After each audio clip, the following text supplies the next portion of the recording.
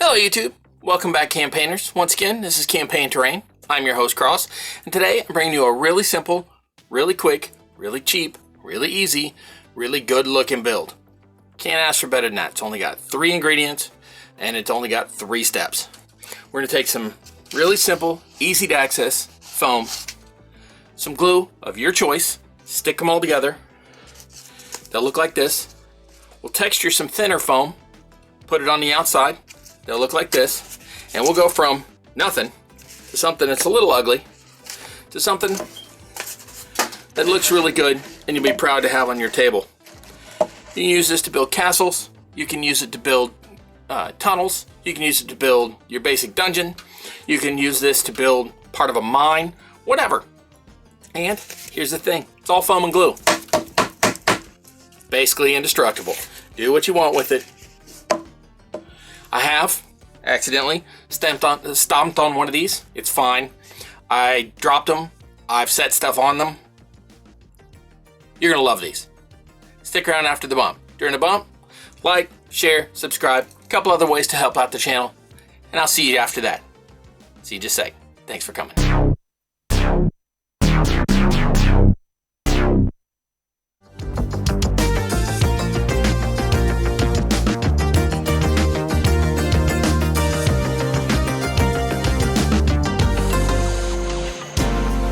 You've just seen what all you're going to need, but I want to make sure we're clear on which types of foams we're going to be using.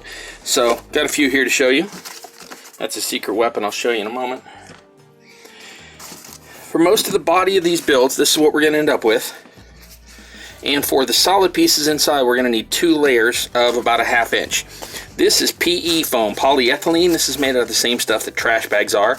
This is what in the LARPing community is commonly referred to as blue camp foam, or blue Walmart foam, because it used to be readily available there. I think they're sort of discontinuing this, but the right idea. You see it's a little bumpy on one side. It's got these little visible bumps on, bubbles on the side here, but that's it, polyethylene. The rest of these are all going to be EVA, which is ethyl vinyl acetate, and this comes in various different forms. This is the kind that you use on the floor mat in like your working garage. They usually have a pattern like this herringbone or this crosshatch, or they have something like a diamond plate, smooth on the other side. We're going to try to put the smooth side outside just so the panels that we glue on the outside are easier to attach. A little bit harder to get it to stick to this. So that's one kind. Then I've got both of these, which are from other types of camping mats, not this blue kind. And these are also EVA. They're just a lot thinner and lighter, but they will work for this. And then this is also EVA. This is what they commonly call craft foam. This is 2mm foam. Brand name for this, a lot of times you'll see as foamies. You don't necessarily want the stuff with the sticky back. I haven't tried it. It might work, but we're going to try this that doesn't have it. And I got a whole big multi-pack color package, so, you know, it's going to be colorful until we get it painted at the end. Now these right here were made with those same bright yellow and red EVA, and as you can see, they did not come out all cartoony colored. More quick notes about foam. 3 more quick notes. 1, you want a really, really, really sharp knife. You can sharpen yours, you can replace the blade, whichever, but EVA will dull your blade really quick. Anybody who's ever done any LARPing knows that. Anything that, or cosplay, any place where you use a lot of the EVA foam. So, really sharp blade. These foams that have the different colors on them, they will usually still work. Depends on what kind of glue you use, and usually these little decor patterns on them will nestle into each other, and you can get a pretty good grip. It's a matter of whether they really line up right where you cut it or not. So these are usable, but I don't necessarily suggest the ones with the patterns on them. All right, special weapon. If you can't get the foamies, if you can't find the 2mm craft foam anywhere, and you've ever had a pedicure, it's literally the exact same foam that these little sandals come in. So that is 2mm EVA. So there you go, secret weapon. A little bit smelly sometimes, but you know, that is what it is. All right, that's it for the foams. Just a second, I'll show you just how to start cutting. For these, I wanted a wall that was 2 inches tall by 6 inches long by whatever the thickness came out to. I wasn't that picky. These foams come in all sorts of different widths. As long as you get close to a 1/2 inch, you're going to get close. If it's really narrow, you could actually pad it up by putting an extra layer of this on in between. But for now, I'm using 2 layers of foam, and then the outer layers of foam by 6 inches by 2 inches. So since I want it to be 6 by 2, I need to cut the inner piece 4 millimeters, because this is 2 millimeters and there's 2 layers, 4 millimeters smaller than 2 inches and 4 millimeters smaller than 6 inches. I estimated that an inch is 25.4 millimeters, so I'm just guessing at the 2 millimeters. These don't have to be absolutely perfect. So what we're going to do is take these, make sure they're fairly square. They don't have to be perfect. And we're going to, you can use the lines on your mat or on your square or your ruler. And what we're doing is I'm going to take this from this side and I'm going to go just shy of 6 inches.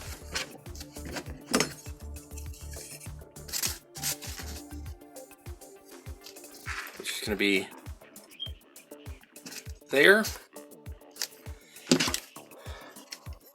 You want shallow, low cuts, and if you have to take more than one pass, that's fine.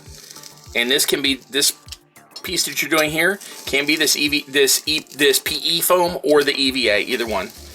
Multiple passes till you get through it. Okay, now I know this is more than 4 inches across, so I want to then take it and run it the other way and cut it. Oh, I scare people with my knife, sorry about that. You should probably close that. Okay, I want to take that and 4 millimeters shy of the 2 inches. Again, long, slow, shallow cuts, keeping the blade vertical. So, many passes as you need. Again, you want a straighter cut rather than a faster cut. So, that's one.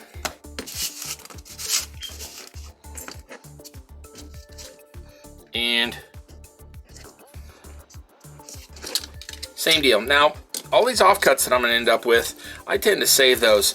There's different ways you can grind them up, use them for flock, that sort of thing. You can also put them in, send them to your recycler. Most recyclers that can handle any kind of plastics can handle these, and they will know what this is. They'll recognize it coming in. So if you're comfortable with your recycler, you can do that, or however you want to handle it. Don't grab your blade like I just did unless you know exactly where that edge is. This one gets a little wiggly on me, so you didn't see that. This never happened. Okay, so now I've got 2 pieces here that are the size I need. I've cut a few others before, so these are already glued together. I used hot glue on these, so let me show you how to do that. That's pretty simple. My gun should be warmed up by now. Let me double check. It is. Okay, so you want to try to keep these as flat as possible. So one of these you are definitely going to want to put on the ground. If they are trying to curl on you, which this one is a little, you want to put the curl down so you can press against it and it will stay down. So I use mine on low temp so I won't burn myself, but it does make the temperature, or it does make the glue cool off a lot faster. Now, it will try to cool really quickly on top of the foam, but the moment you sandwich the 2 foams together, it's going to take it a while to cool because the 2 foams act as an insulator and keep all the heat in. So if it's too hot, it will definitely melt this PE. It will not melt the EVA, but it will definitely melt the PE if it's too hot. So I suggest low temp. And you don't have to be all that liberal, but you do want to be pretty much to the edge. So you know how hot glue goes on, so I'm probably going to speed this up.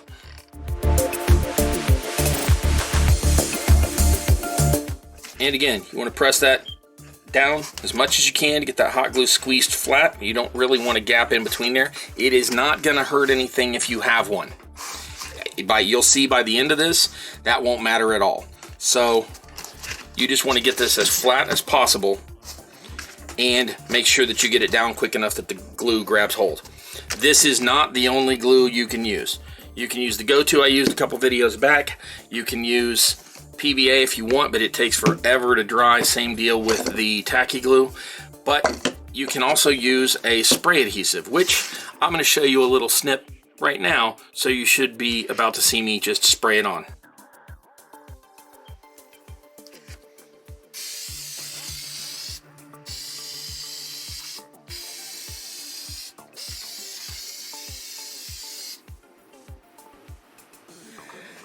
Okay, for ease of keeping them separated so you know which is which, I made these as if they're going to be 3-inch tall walls instead of 2, so you can see them. Now I put the spray adhesive on about 10 or 15 minutes ago, and it's gotten to the point that it's tacky, but it's not really wet.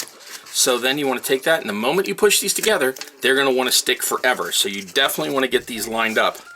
But once you take those spray adhesive edges together, line them up, and press them, that is one piece of rubber from now on till the end of time. Those are not coming apart. You'll tear the rubber off of the glue before you tear the glue off of the rubber. Okay, so that is one in the 3-inch tall with the spray adhesive. And here's 2 in the 2-inch tall with the hot glue. And as I said, you can use whatever glue you're comfortable with, but those are the ones I'm working with. So let me make a couple more of these out of the EVA, just so I can show you that they're all basically the same. Let me get some of those mocked up and I'll be right back. Quick tip, you don't have to do the glue all at once. You can do part of it like this, and as long as you don't really crease or bend the foam, you can come along and add more to the layers between. Just make sure, again, get near the sides. And press it down in stages as you go. And I've done that with this one and with one of the 3-inch ones. So you'll see both of those in just a minute. You'll see they turn out no different than the others. So if that's more comfortable for you, go right ahead. Okay, so I have gotten quite a few of those made. I've got some 3-inch and 2-inch in the PE foam. Got several in the EVA foam. The ones I already have made were made in a combination as well. I've got some EVA in there and some PE in these as well. As you can see, they don't come out looking any different. So let's set those off to the side and we'll talk about texturing. Oh, poor little guy.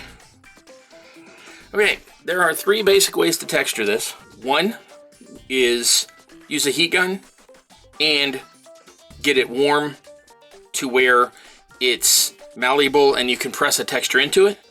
2, don't use a heat gun and just press the texture into it. Just go ahead and do it.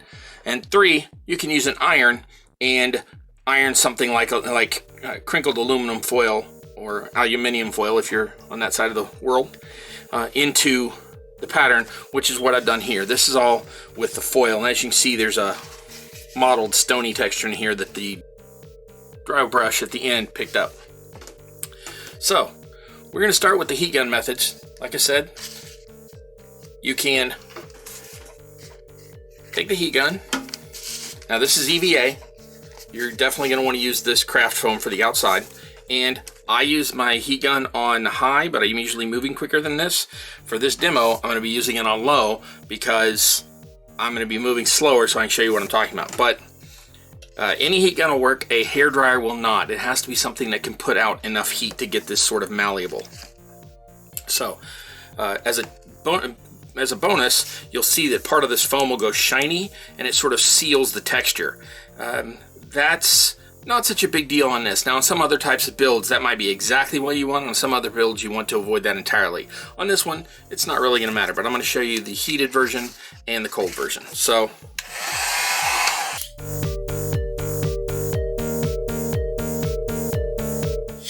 of course be very careful with this nozzle. It is still very hot. My gun happens to sit on its back, so it's fine. First I'm going to use this ball, which is just a dog toy that's been chewed up, and roll that on part of this heated foam. And this makes a very distinctive, very gouged in, noticeable texture.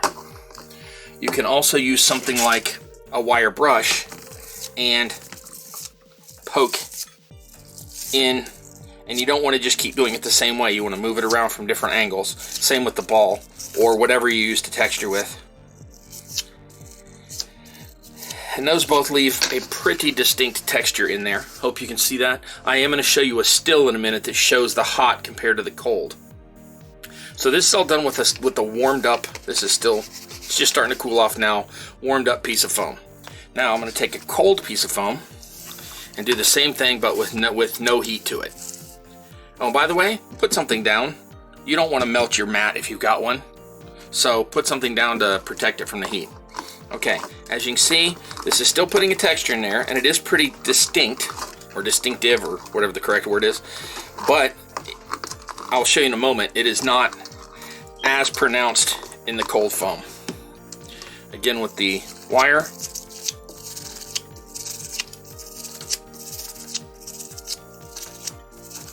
Now this can be steel or brass, doesn't matter. We're not really trying to jab all the way through it. We're just trying to get that texture into it.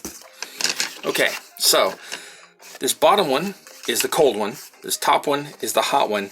And as you can see, the hot makes a more of a distinct impression than the other. It's just a little bit less muted. I don't know if that really shows up on video, but I do have a couple of, I have a series of 3 stills here that I'm going to show you where you can see the difference, and I'm going to use this one to do that. So I've got the cold on the one side and the hot on the other, and you'll see the close-up starting now.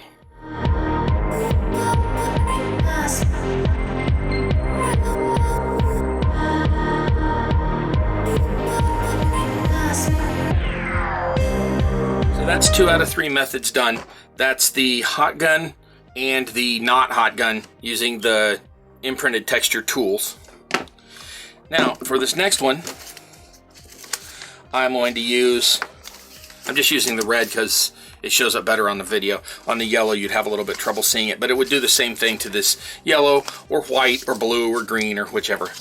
So, let me move those out of the way. We're going to use the iron. Now, I found that I like to set this sucker to high, so I've got this all the way up. And it's been on a while. Should be, yep, that's plenty warm. So we're going to take that. Now, aluminum comes in a lighter weight and a heavier weight. I like to use the heavier weight. Now this one's been used a lot, so I'm not going to use it again. But all I'm using is the heavyweight aluminum foil. And sorry about this, the aluminum gets really loud, so I'm just going to tell you. What you do is you pull out a square, fold it in half, crinkle it one way, straighten it, crinkle it the other way, and then straighten it again, and then you'll be ready to iron it. And hey, it's my first voiceover, so enjoy. Sorry if that's really loud on video. If it is, you may not have been hearing me speak if I tuned it down. Okay, now, you do not want to iron this and then press the aluminum into it, because you can melt this with the iron. So you do not want to put the iron directly on the foam. You want to take your aluminium, press it on there, and press it in. And you sometimes need to press in fairly significantly, and sometimes you can just set the iron there and let it do its thing. How long you leave it on, how hard you have to press, that is up to what you want it to look like and the heat transfer of your iron. Now, because this has 2 layers of the aluminum with a slight air pocket between it, that should not melt your foam. So, after I've done that for a while, I can take the aluminum off, and as you can see, it has a very clear and distinct texture to it. And that comes out looking like rock after you dry brush it. Now, it seems I missed a corner over here, so there is no problem with taking it and going right back over to a spot that you've missed before. So I'm just going to take that and redo it. And that is that entire piece done. Okay, let that cool for just a second, and I will be right back to show you attaching these to the walls. I'm going to go ahead and shut off my irons and that sort of thing, and I'll be right back. Alright, so I have taken the crinkly stuff out of the way so that doesn't make any more noise at you. Move my heat gun out of the way, got my iron turned off and out of the way, we're good to go. So we're going to take this and we're going to attach it. Now you'll notice on these that all I did was essentially put a solid panel all the way down with some lines in it to break it up and make it look less like just a stone slab. So I'm going to do something similar, but I'm going to go with some sort of trapezoidal look to it on this one. And so I'm going to take my piece and look at roughly, map out what I'm working with here. And I want these, on these I made them just slightly smaller than the walls, so it made this stair-stepped corner. I'm going to do something similar again. So I want to take my foam piece, my core piece, and draw a quick line on that. You can just mark it with your thumbnail. You can use a pen, pencil, whichever. And I know that I want it shorter than that line. So again, back with my rapidly getting dull knife. And I want it slightly in from there. So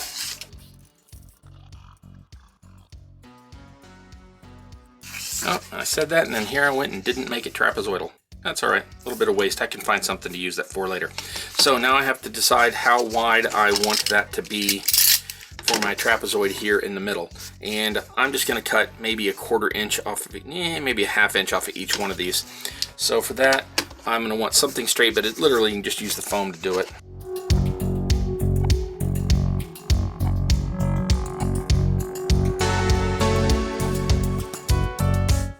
And once you've decided on a pattern, you can take that, put that on your piece of foam.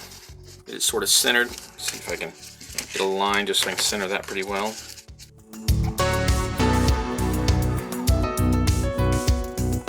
Now, same deal as before. I'm just going to take some hot glue, go to the edges just so it doesn't stick off right, so it doesn't try to curl up on me later. Remember, this is going to be a little warm, so you don't necessarily want to just push your hand right down on it. So what I tend to do is line it up, put it where I want it to go, and then rather than push that piece down, I just flip it over and press that in.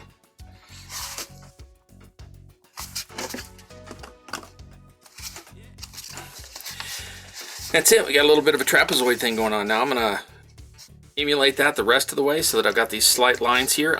These are done with 4 pieces. I'm only going to have 3 on this one. I'll show you that in just a sec.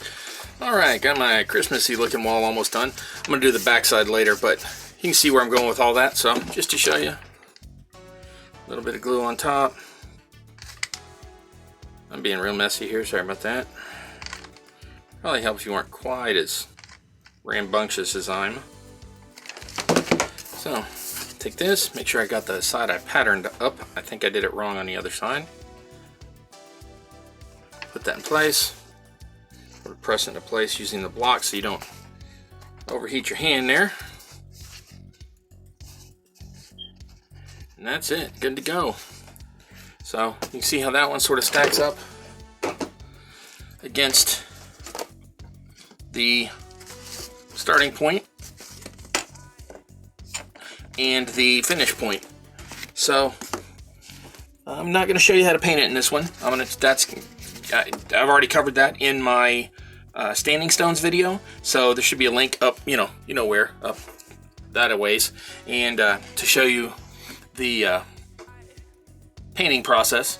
I did the same thing. Now this one, for my 2 undertones, I used a red and a blue, and then covered it with the gray, and you can see, came out looking pretty good. So that's it. There's going to be some still shots here, and then I'll be back to have a little wrap up. See you in just a sec.